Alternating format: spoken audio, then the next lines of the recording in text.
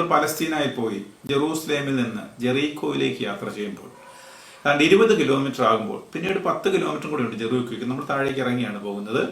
അവിടുന്ന് വലത്തേക്ക് ഒരു റോഡ് കാണും. ആ റോഡിലൂടെ കുറച്ച് അങ്ങ് ചെല്ലുമ്പോൾ വലിയൊരു കെട്ടിട സമുച്ചയമുണ്ട്. ആ സമുച്ചയത്തിൽ ചെന്ന് അവിടെ എഴുതി വച്ചിരിക്കുന്നത് നബി മൂസ എന്നാണ്, എന്ന് പറഞ്ഞാൽ മോശ പ്രവാചകൻ. അവിടെ ചെല്ലുമ്പോൾ അവർ ആ നാട്ടിലുള്ള ആളുകൾ വിശദീകരിക്കും, ഇത് മൂസ നബിയുടെ ഖബറിടമാണെന്ന് പറയും. അപ്പൊ നമ്മുടെ സാധാരണ ഒരു ചിന്തയനുസരിച്ച് അവർ പറയുമല്ലോ മൂസ നബിയും മോശയും ഒരാളാണെന്ന് പറയുമല്ലോ. നമ്മൾ പറയും മോശ അടക്കപ്പെട്ടിരിക്കുന്നത് നേബോ മലയിലാണ്. അത് ഇവിടെ ഏതാണ്ട് 30 കിലോമീറ്റർ ദൂരെ ജോർദാൻ നദിക്ക് അക്കരെ ഇവിടെ നിന്ന് കാണാൻ കഴിയും.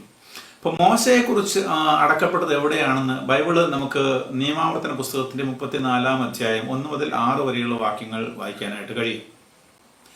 അനന്തരം മോശ മോവാബ് സമുദ്രത്തിൽ നിന്ന് ജെറീക്കോയുടെ എതിർവശത്ത് സ്ഥിതി ചെയ്യുന്ന നേബോ മലയിലെ പിസ്ഗയുടെ മുകളിൽ കയറി.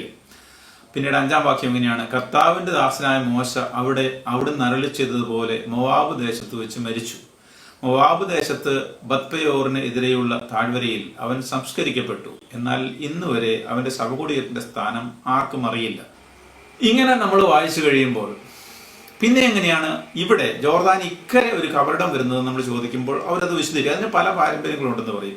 ഒരു പാരമ്പര്യം എങ്ങനെയാന്ന് ചോദിച്ചാൽ, ഈജിപ്തിൽ നിന്ന് മോശ കടന്നു വരുന്ന വഴിക്ക് അദ്ദേഹം മരിക്കാറായി എന്ന് മനസ്സിലായപ്പോൾ അദ്ദേഹം ഓടി വാഗ്ദത്തദേശത്ത് പ്രവേശിച്ചു എന്നും, പ്രവേശിച്ചു കഴിഞ്ഞപ്പോൾ അവിടെ മലക്കുകള് കബറ് കുഴിക്കുന്നത് കണ്ടപ്പോൾ ഇത് തനി അളവിന് പറ്റുന്നതാണെന്ന് നോക്കാനായിട്ട് മൂസ അവിടെ ഇറങ്ങിപ്പോയി എന്നും, ഇറങ്ങിപ്പോയിട്ട് തിരിച്ചു കയറാൻ പറ്റിയില്ലെന്നുമാണ് ഒരു പാരമ്പര്യം. അതാണ് ഈ കബറിടം.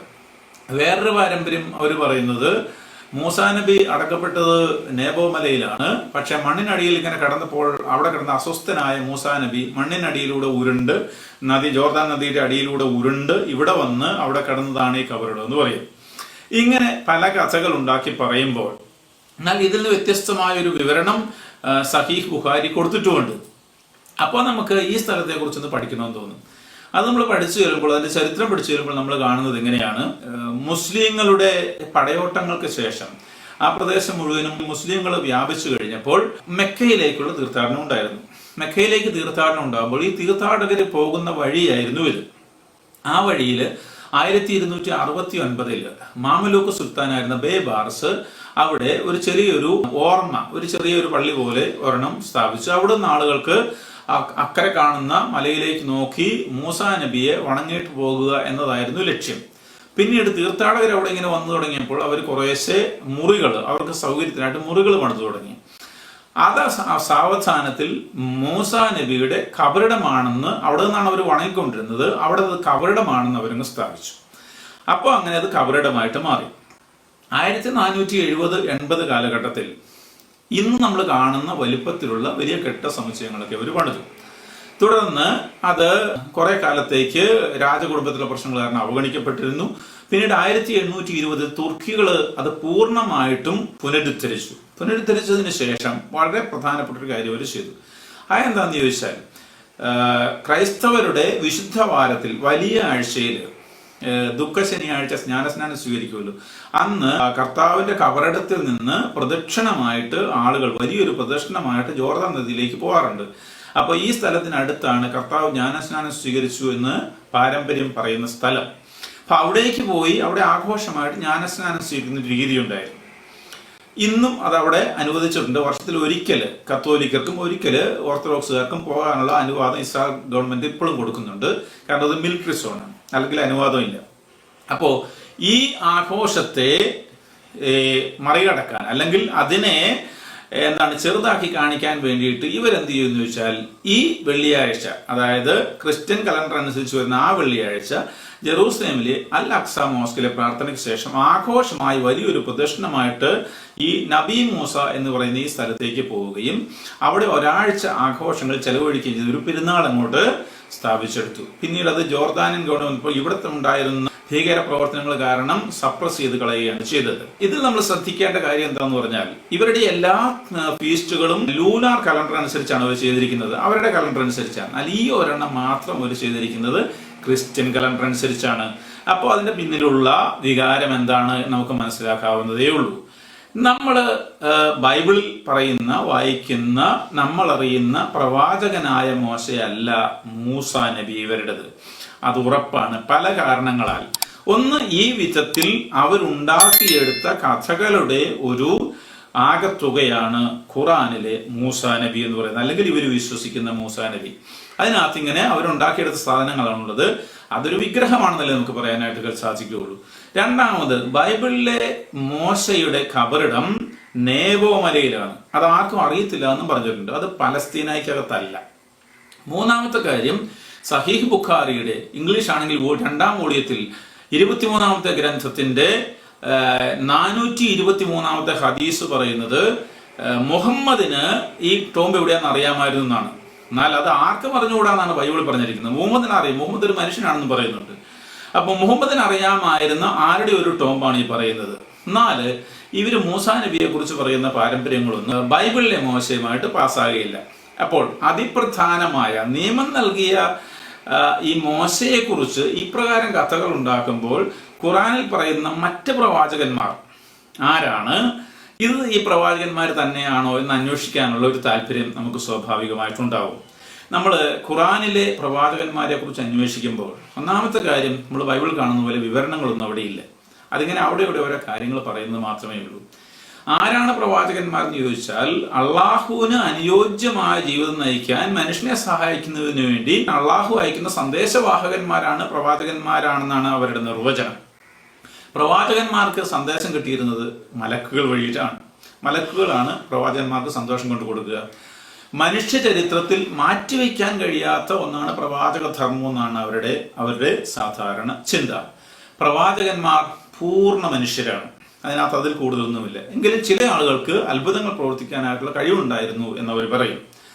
ലോകം മുഴുവനും അള്ളാഹു പ്രവാചകന്മാരെ അയച്ചിട്ടുണ്ടെന്ന് പറയും. അത് 1,25,000 ചില പാരമ്പര്യങ്ങൾ പറയും, 2,40,000 എന്ന് ചില പാരമ്പര്യം. ഇങ്ങനെ ഭയങ്കര തള്ളുകളൊക്കെ അവർ തള്ളാറുണ്ട്. എല്ലാ രാജ്യങ്ങളിലെയും പ്രവാചകന്മാരെ അയച്ചത് അള്ളാഹു ആണെന്നുള്ളതാണ് അവരുടെ ഒരു പ്രസ്താവന. ഓരോ സമൂഹത്തിനും ഓരോ പ്രവാചകന്മാരുണ്ടെന്ന് അവരുടെ ഖുറാനിൽ നമുക്ക് 10:47 12:109 നമുക്ക് വായിക്കാവുന്നതാണ്. ഇങ്ങനെയാണെങ്കിൽ മറ്റു സ്ഥലങ്ങളിലെ നല്ല ആളുകളെ ഒന്നും അവർ സ്വീകരിക്കാറില്ലെന്നുള്ളത് സാധാരണ മനുഷ്യർക്കറിയാം.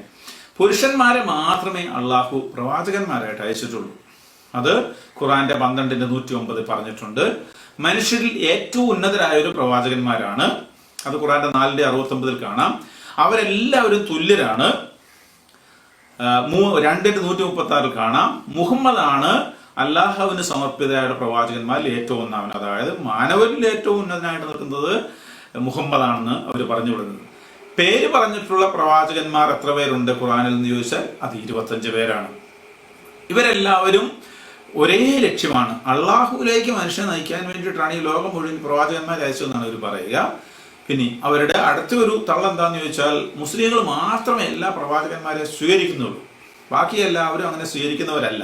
ഇതെന്തിനു പറയുന്നത് വെച്ചാൽ നമുക്കറിയാം, ഇസ്രായേലിലെ പ്രവാചകന്മാരെ കുറിച്ച് കഥയുണ്ടാക്കാൻ വേണ്ടി പറഞ്ഞൊരു വേറൊരു തുണക്കഥയാണ്. കാരണം ഇവർ മറ്റൊരു സ്ഥലത്തെ ആളുകൾ സ്വീകരിക്കുന്നില്ലല്ലോ. ഈ പ്രവാചകന്മാരെല്ലാം എന്ത് പഠിപ്പിച്ചു എന്ന് ചോദിച്ചാൽ എല്ലാവരും ഒരു കാര്യമാണ്. എന്താണ് പഠിപ്പിച്ചത്? അള്ളാഹുവിനെ ഭയപ്പെടുക, എന്നെ അനുസരിക്കുക. ഓരോ പ്രവാചകനും പറയും അള്ളാഹുവിനെ ഭയപ്പെടുക, എന്നെ അനുസരിക്കുക. നിങ്ങൾക്ക് 26:108 നൂഹ് പറയുന്നത് കാണാം. 26:126 ഹൂദ് പ്രവാചകൻ പറയുന്നത് കാണാം. 26:144 സലേഹ് പ്രവാചകൻ പറയുന്നത് കാണാം.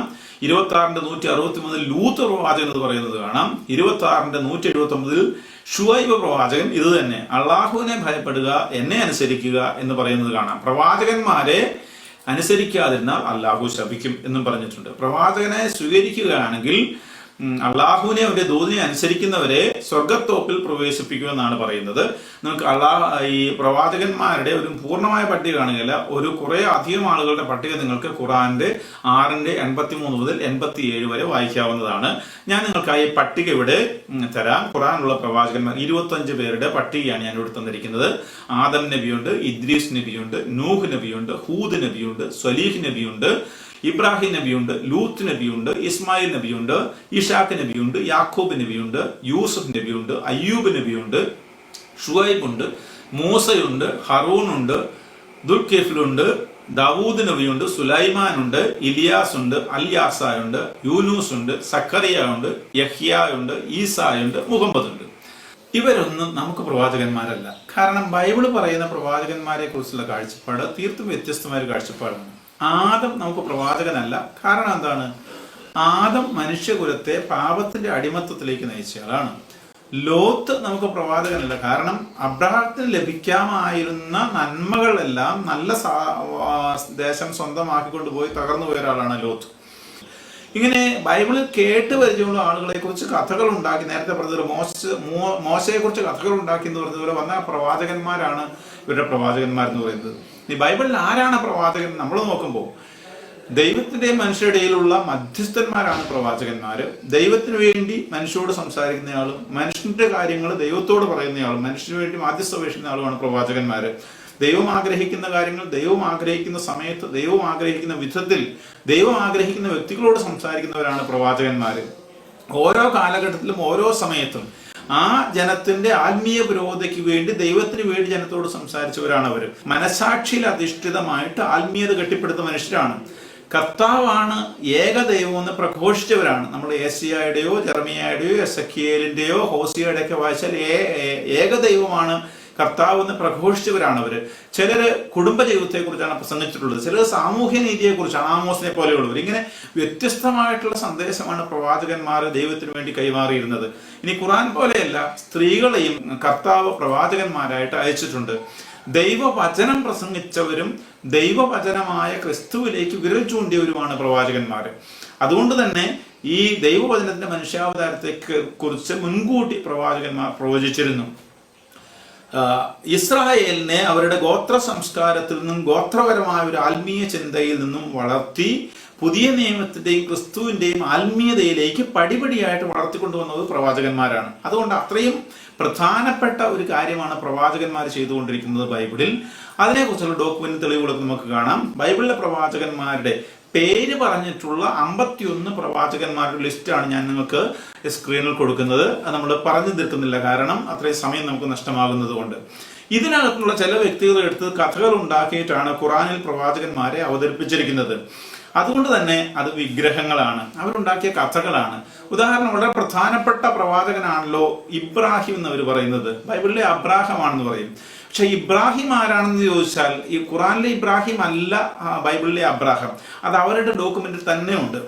നമ്മൾ സഹീഹ് ബുഖാരിയുടെ 4ാമത്തെ വോളിയത്തിൽ 55ാമത്തെ ബുക്കിന്റെ 585ാമത്തെ ഹദീസ് വായിക്കുകയാണെങ്കിൽ അതിൽ അബൂദാറാണ് വിവരിക്കുന്നത്. അദ്ദേഹം പ്രവാചകനോട് ചോദിച്ചു, ലോകത്ത് ആദ്യമായിട്ട് പണി ചെയ്യപ്പെട്ട മസ്ജിദ് ഏതാണെന്ന് ചോദിക്കുന്നു. അപ്പൊ അത് മെക്കയിലാണെന്ന് അദ്ദേഹം പറയുന്നു. രണ്ടാമത് പണി ചെയ്യപ്പെട്ട ഏതാണെന്ന് ചോദിക്കുന്നു, അത് അൽ-അഖ്സ, ജെറൂസലേമിലെ അൽ-അഖ്സ എന്ന് പറയുന്നത്. ഇത് തമ്മിലുള്ള പണിയിലെ വ്യത്യാസം എത്ര വർഷമുണ്ടെന്ന് ചോദിച്ചപ്പോൾ അദ്ദേഹം പറയുന്നത് 40 വർഷമാണെന്നാണ്. നമ്മൾ ചരിത്രം പരിശോധിച്ചാൽ 608 ഖുറൈശികൾ ഈ മെക്കയിലെ കാബ പണിയുന്നത്. ഇവര് അൽ-അഖ്സ മോസ്ക് പണിതെന്നാന്ന് ചോദിക്കുകയാണെങ്കിൽ അത് 705 അൽ-അഖ്സ മോസ്ക് ജെറൂസലത്ത് പണിയുന്നത്. ഇനി ഇവർ ഉദ്ദേശിക്കുന്നത് സോളമൻ ദേവാലയം പണിതാണെങ്കിൽ തന്നെ അത് 957 BC പണിയുന്നത്. 957 BC പണിതാൽ തന്നെ 1000 വരെ പോകുള്ളൂ. അതിനു മുമ്പുള്ള വർഷവും നമ്മൾ പറയുമ്പോൾ, അതായത് ഇവരുടെ ഇബ്രാഹിം 1000 ജീവിച്ചിരുന്ന ആളാണ്, അല്ലെങ്കിൽ 8ാം നൂറ്റാണ്ട് ജീവിച്ചിരുന്ന ആളാണ്. നേരെ മറിച്ച് അബ്രാഹം എന്ന് പറയുന്നത് BC ഇതിന് 1000 വർഷം മുമ്പ് ജീവിച്ചിരുന്ന ആളാണ്. ഇത് രണ്ടും കൂടി ഒരാളായിട്ട് മാറുകയില്ല. അപ്പൊ അവരുടെ ഡോക്യുമെന്റ് വെച്ച് തന്നെ അങ്ങനെയാണ്. തെറ്റിദ്ധരിപ്പിക്കാൻ, എന്നാൽ ഈ ഇബ്രാഹിം തന്നെയാണ് ബൈബിളിലെ അബ്രാഹം തെറ്റിദ്ധരിപ്പിക്കാനായിട്ട് വളരെയധികം വിജയിച്ചിട്ടുണ്ട്. ഇവർ പറയും എല്ലാ പ്രവാചകന്മാരും ഞങ്ങൾ അംഗീകരിക്കുന്നുണ്ടെന്ന് പറയും. എന്നിട്ട് പറയും അബ്രാഹം പ്രവാചകന്മാരെല്ലാം പൂർണ്ണ മനുഷ്യരാണെന്ന് പറയും, അവരെല്ലാം തുല്യരാണെന്ന് പറയും. അപ്പോൾ അതിനകത്ത് തുല്യരുള്ളതിൽ ഏറ്റവും ഉന്നതനാണ് മുഹമ്മദ് എന്ന് പറയും. അതിന്റെ അർത്ഥം എന്താണെന്ന് ചോദിച്ചാൽ ക്രിസ്തുവിന്റെ ദൈവത്തെ താഴ്ത്തി കാണിക്കുക എന്നുള്ള ഒരു ലക്ഷ്യം മാത്രമേ അവർക്ക് അങ്ങനെ പറഞ്ഞു വരുന്നതിനകത്തുള്ളൂ. മോശയെ അവർ അംഗീകരിക്കുമെന്ന് പറയും. കാരണം എന്താണ്? മോശ തന്നെ പോലൊരു പ്രവാചകൻ വരുമെന്ന് പറഞ്ഞിട്ടുണ്ട് നിയമാവർത്തന പുസ്തകത്തിൽ, അത് മുഹമ്മദാണെന്ന് പറയണം. ഈസാ നബിയെ അവർ അംഗീകരിക്കുന്നു എന്ന് പറയും. കാരണം യേശു ക്രിസ്തു സഹായകനെ അയക്കുമെന്ന് പറഞ്ഞിട്ടുണ്ട്, സഹായകനാണ് മുഹമ്മദ് എന്ന് പറയണം. ദാവീദിനെ അവർ അംഗീകരിക്കുന്ന പ്രവാചകനായിട്ടെന്ന് പറയും. കാരണം എന്താണ്? പഴയ നിയമത്തിൽ ദാവീദിനാണ് കർത്താവ് ഒരു രാജ്യം ഭൂമിയിൽ അംഗീകരിച്ചു കൊടുക്കുന്നത്. അതായത് ഈ ലോകത്തിലുള്ള ഗോത്രഭരണ സംവിധാനം അംഗീകരിച്ചു കിട്ടാനായിട്ട്, ഇവർക്ക് അംഗീകരിച്ചു കിട്ടണമെങ്കിൽ അങ്ങനെ ഒരു അടിസ്ഥാനം വേണം. അതിനുവേണ്ടിയിട്ടാണ് മോശയും ഈസാ നബിയെയും ദാവൂദിനെയൊക്കെ അംഗീകരിക്കുന്നു അവർ പറയുന്നത്. രാഷ്ട്രീയ അധികാരം ഉറപ്പിക്കാനായിട്ടുള്ള ഒരു ടെക്നിക്കാണത്. പിന്നെ യഹൂദരെ സാന്ത്വനിപ്പിക്കാനായിട്ട് പ്രവാചകന്മാരെ സ്വീകരിക്കുന്നു പറയും. ക്രിസ്ത്യാനികളെ പറ്റിക്കാനായിട്ട് ഈസാ നബി കുറച്ചും കൂടെ ഉന്നതനായിട്ടുള്ള പ്രവാചകനാണെന്നൊക്കെ അവർ പറയും. ഇതെല്ലാം അവര് നമ്മളെ പറ്റിക്കാനായിട്ട് ഉപയോഗിക്കുന്ന വാക്കുകൾ മാത്രമാണ്. ഇത്രയും നേരം ഞാൻ പറഞ്ഞു തന്നിരുന്ന കാര്യങ്ങൾ ഇങ്ങനെ ഉപസംഹരിക്കാം. ബൈബിളിലെ പ്രവാചകന്മാരല്ല ഖുറാനിലെ പ്രവാചകന്മാർ. അതിലുള്ളത് അവർ മെനഞ്ഞെടുത്ത പേര് കേട്ട ആളുകളെ കുറിച്ച് മെനഞ്ഞെടുത്ത കഥകളാണ്. ഉദാഹരണം നമ്മൾ പറഞ്ഞു മോശയോ അല്ലെങ്കിൽ അബ്രാഹമോ ഒക്കെ. അവർ ക്രിസ്ത്യ ശിഷ്യർക്ക് പ്രവാചകന്മാരുമല്ല. പേരിലുള്ള സാമ്യം 2 സമയത്തോ സ്ഥലങ്ങളിലോ ജീവിച്ചിരുന്നവരെ ഒരാളാക്കി മാറ്റുകയില്ല. ഖുറാനിലെ വിവരണങ്ങൾ ദുരുദ്ദേശപരമാണ്. ദൈവമായ യേശു ക്രിസ്തുവിനെ താഴെ ഇറക്കി അവിടെ മുഹമ്മദിനെ പ്രതിഷ്ഠിക്കാൻ വേണ്ടിയിട്ടാണ് ഇങ്ങനെയൊക്കെ കഥ പറഞ്ഞുണ്ടാക്കി വരുന്നത്. സത്യദൈവത്തിന്റെ രക്ഷാകര കർമ്മത്തെ നിരർത്ഥകമാക്കാനുള്ള പരീക്ഷകന്റെ കെണിയാണിത്. മനസാക്ഷിയെയും ബൈബിളിലെ ധാർമ്മികതയെയും തിരസ്കരിക്കാനാണ് ഖുറാൻ ഇപ്രകാരം ചെയ്യുന്നത്. ഖുറാന്റെ പ്രശ്നം ഏകദൈവ വിശ്വാസമല്ല, ഏകസത്യദൈവമായ യാഹ്വേയെയും ദൈവപുത്രനായ ക്രിസ്തുവിനെയും നിഷേധിക്കുക എന്നതാണ്. പഴയ ഗോത്രചിന്തയും അവരുടെ ഖിലാഫാത്ത്, അവരുടെ അധികാരവും രാഷ്ട്രീയ അധികാരവും സ്ഥാപിക്കാനുള്ള ഒരു വഴിയാണ് പ്രവാചകന്മാരെ അംഗീകരിക്കുന്നു എന്ന് പറയുന്നത്. ജീവദായകമായ ദൈവവചനത്തിനെതിരെയുള്ള പരീക്ഷകന്റെ ആക്രമണങ്ങളെ തിരിച്ചറിയാനും സത്യവചനത്തിൽ വിശ്വസിക്കാനും സർവ്വലോക രക്ഷകനായ നമ്മുടെ കർത്താവ് നമ്മളെല്ലാവരെയും അനുഗ്രഹിക്കട്ടെ.